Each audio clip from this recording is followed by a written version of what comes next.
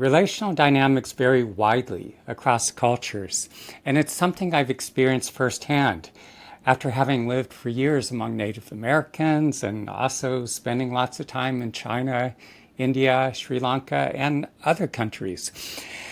Everywhere you go, the relationships carry a mix of positive attributes and dysfunction.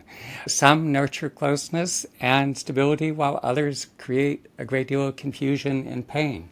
I'm Ben Ufana, and in this video, I'm going to be talking about some of the dynamics that I've witnessed here in the United States. In this case, one in which I see certain men get sucked into this particularly destructive pattern, which is often shaped by movies and novels and a whole cultural mindset that glorifies pursuit, that many men somehow get conditioned to chase after the women that they fall for.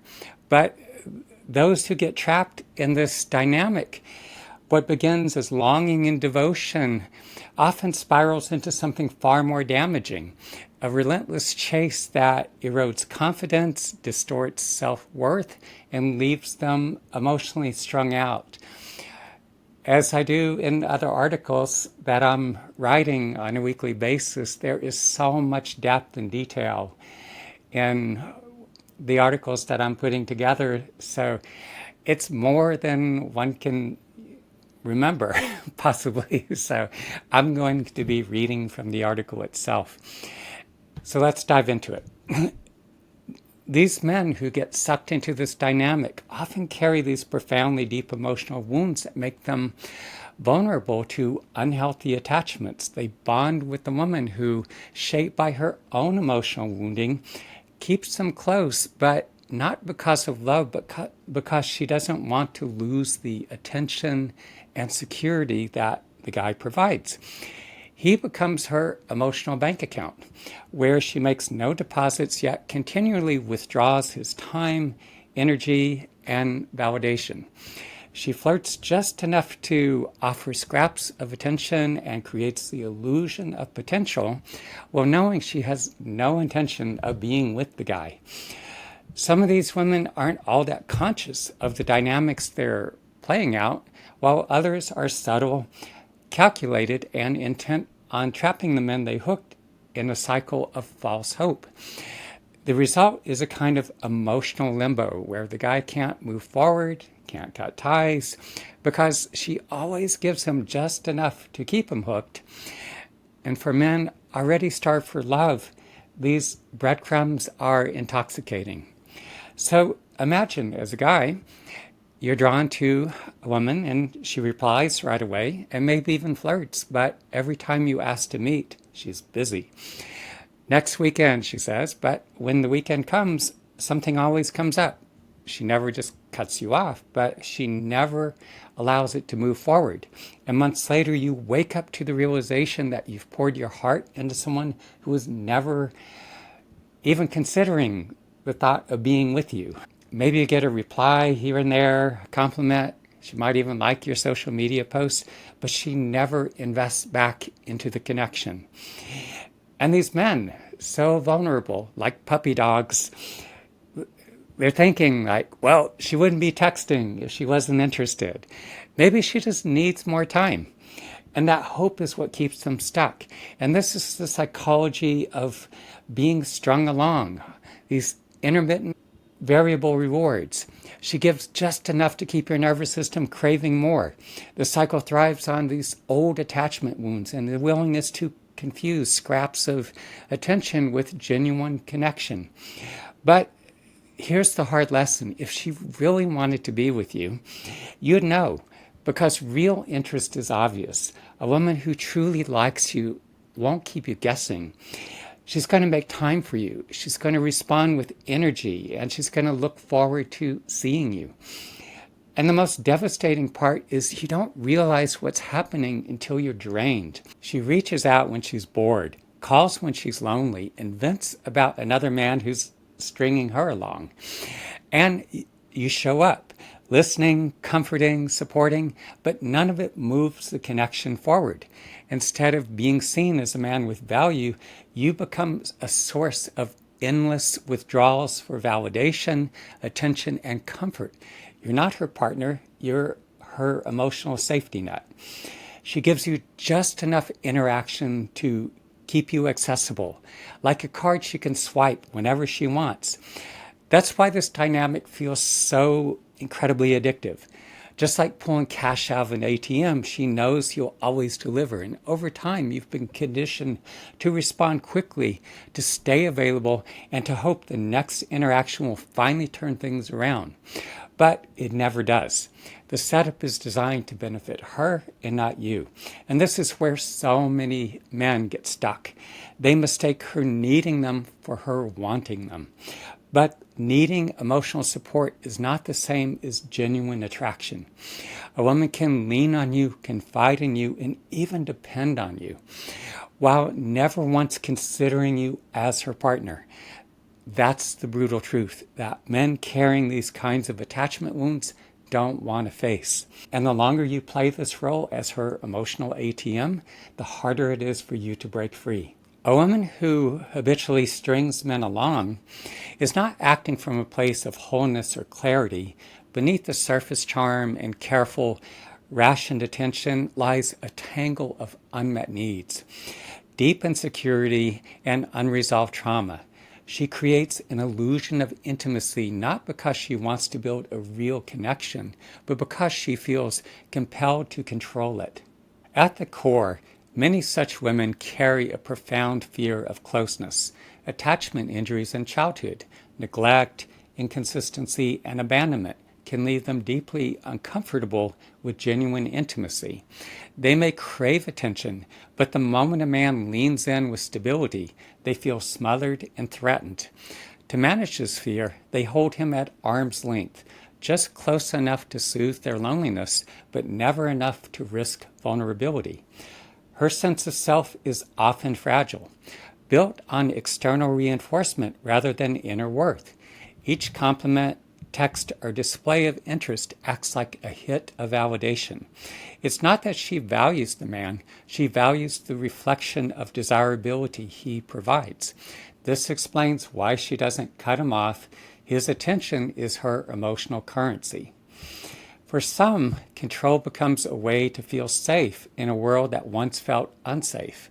By keeping a man in limbo, neither fully rejecting him or fully embracing him, she ensures the power dynamic tilts in her favor. He becomes the one in waiting, guessing, and hoping. This control regulates her anxiety and wards off the terror of being abandoned, but it does so at his expense. The woman who strings men along often unconsciously replays her own wounds. If she grew up with unreliable caregivers, she may reenact the very inconsistency she once endured. If she felt invisible, she now makes herself the center of attention, keeping others orbiting around her. These patterns are not random cruelty, they are her psyche's maladaptive attempt to master unresolved pain. Finally, there's a deficit of empathy. She doesn't fully register the emotional toll on the man because she is so preoccupied with her own needs. In extreme cases, there's an element of narcissism. The men she hooks aren't seen as whole people, but as sources of supply. And even when she senses the harm, she rationalizes it. I didn't promise anything. He chose to stay. When you encounter this pattern, understand that her behavior says a lot more about her wounds than your worth. She isn't withholding commitment because you're inadequate. She's withholding it because intimacy terrifies her. Validation fuels her, and control soothes her. Now, this is not about blaming her. This is about liberating yourself. Because once you see the psychodynamics at play, the spell is broken. You stop mistaking crumbs for care and reclaim the energy you've been giving away. Men who get caught in these dynamics are not weak, stupid, or defective. They are deeply wounded. Their vulnerability lies in the unresolved emotional injuries they carry, often rooted in childhood experiences of neglect, inconsistency, or outright abandonment. These men grew up longing for love that was unreliable at best and absent at worst. Somewhere deep inside, they still ache for that missing presence. When a woman doles out crumbs of attention, a text, a compliment, a flirtatious emoji, it activates that old wound. The nervous system remembers the unpredictability of love, sometimes warm, sometimes cold, always uncertain. It's familiar, and what's familiar feels like home, even if that home was painful. This is the psychology of intermittent reinforcement, the same mechanism that makes gambling so addictive. Hope becomes the drug. Maybe this time she'll choose me. Maybe this time I'll finally be enough. Men in this position often confuse availability with worth. They mistake her needing them for emotional support with her wanting them as a partner. That confusion is not accidental. It reflects the same dynamic many lived with as boys, where being useful, compliant, or endlessly patient was the only way to hold on to love. In adulthood, this translates into a willingness to sacrifice self-respect, to wait endlessly, to tolerate crumbs in the hopes that loyalty will finally earn intimacy. But loyalty in this form is not love. It is self-abandonment. And every time a man ignores the red flags, every time he stays when he should walk away, he deepens the wound. He's not just losing time, he's eroding his confidence, his energy, and his ability to trust himself. That is the real cost of being an emotional ATM. It's not only that she withdraws, it's that he hands over his life force, one transaction at a time. There's also the reality that many men, having numbed themselves to their own emotions, are emotionally blind to the dysfunction in the dynamic, blind to the depth of the woundedness in the woman they've attached themselves to, blind to their own unhealed trauma. They don't fully see or comprehend the destructive dance they've stepped into because they've cut themselves off from their own very feelings that would alert them to the danger. Disconnected from the underlying source of their own pain, they don't recognize how much of their behavior is driven by unresolved attachment wounds. And because they're not doing the deep emotional processing required to digest that pain, the dysfunction stays lodged in their psyche and body. It becomes a holding pattern, a loop that keeps them locked in repetition. So they reenact the same story over and over again. They find themselves attracted to the same kind of woman who will wound them in familiar ways. They don't heal, they don't grow, they don't evolve from their experiences. They keep circling the same terrain. And the tragedy is that until a man is willing to face his own pain, to feel what he has long avoided, to do the deep work of transformation, he will remain stuck, drawn back again and again to the very dynamics that keep him small, depleted, and strung out. As human beings, we carry profoundly deep needs for love and connection. That's what makes these dynamics so hard to break free from. The fear of abandonment cuts to the core of our being. And the loss can feel unbearable. When you're strung along, those parts of you needing to love and to be loved tell you to hold on tighter, to wait just a little longer, to avoid the devastation of letting go. But real healing demands something different. We have to be willing and eventually find the strength within ourselves to walk away, not in anger, not in dramatic defiance, but with clear-eyed honesty. It can feel absolutely horrible. Every fiber of your being may resist. Yet the work is to stay present with those feelings, to breathe into the grief, the loneliness, the ache of what will never be, to feel yourself letting go, even when it hurts. Walking away is not denial of your need for love. It is the highest form of honoring it. Because the truth is, love cannot grow in a soil of manipulation and half measures. Letting go makes space for something real, a connection that is mutual, nourishing, and rooted in presence. Having cycled through this dynamic with a few women in my own past, I know all too well how devastating it can be. Committed to doing whatever it took to heal, I started educating myself about dysfunctional relational dynamics and searching for models of what healthy relationships actually look like. The first and most difficult step was acknowledging reality, not the fantasy I wanted to believe in, but what was actually happening. I had to be completely honest with myself about how I felt in response to the fact that these women were not really there for me, not truly with me, but stringing me along. Wanting so badly for these relationships to work, the pain was excruciating.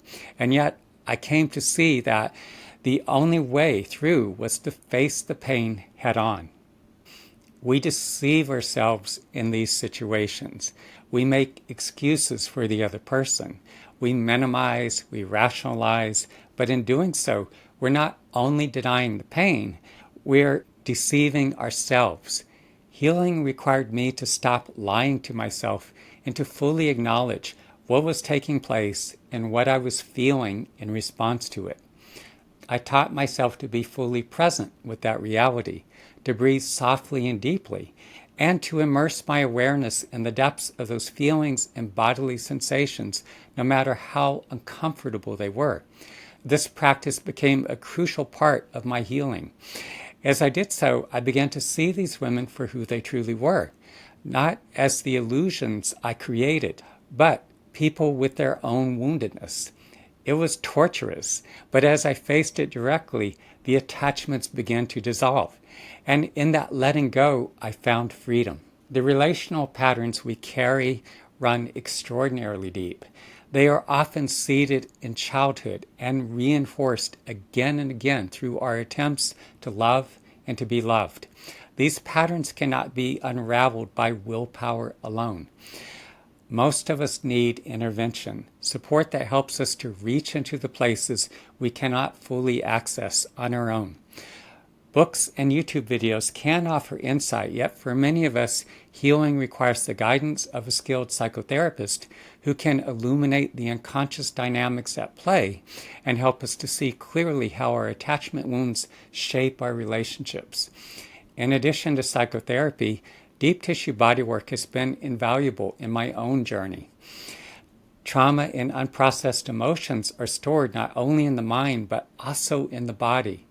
When skillfully addressed, these buried emotions can be brought to the surface where they can be felt and digested.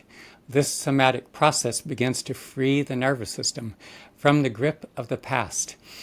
My own path has also been shaped by my training with a traditional Native American doctor, medicine man from the Kiowa tribe. Part of this training involves the vision quest, fasting alone in the mountains for 4 days and nights without food and water. During these quests, I have at times felt an extraordinarily powerful presence descending into my body. When this presence comes, I feel it working within me, transforming the trauma, metabolizing the emotions, and helping me to digest experiences that were once too overwhelming to face. At the same time, it builds within me a new foundation, one rooted in resilience, clarity, and connection. Through this alchemy, the unhealthy attachments begin to dissolve. What once bound me to women who cannot love me gives way to deeper freedom. And in that freedom, I find myself attracting companions who meet me with presence, openness, and respect. Women with whom I can co-create relationships that are meaningful, nourishing, and profoundly fulfilling. If you recognize yourself in these words, if you felt the ache of being strung along, the pull of unhealthy attachments, or the pain of repeating the same destructive cycles, know this: you don't have to remain trapped. The patterns you carry run extraordinarily deep, often rooted in attachment wounds and reinforced by years of disappointment. But they can be transformed. Healing requires more than intellectual insight. It requires deep emotional processing, guidance, and at times the intervention of a presence far greater than yourself. Having trained extensively with a traditional Native American doctor and having gone through dozens of vision quests, I serve as a conduit for an extraordinarily powerful presence that works through me to facilitate profound transformation. In my work, the wounds that keep you bound to toxic relationships begin to dissolve. You can learn to understand your relational dynamics clearly, to dismantle those that are destructive, and free yourself from the painful cycle of reenactment. When you do this work, something shifts. You become capable of letting go, of walking away from what is toxic, of standing in your own strength. And in that strength, you find yourself drawn to healthier individuals, forming attachments, relationships where love is real, mutual, and deeply fulfilling. If you're ready to take that step and move beyond the patterns that no longer serve you and open yourself to a life of clarity, presence, and love, reach out. Message or call me at 332-333-5155 to schedule a session. Or you can also learn more at benufana.com or teachmetomeditate.com.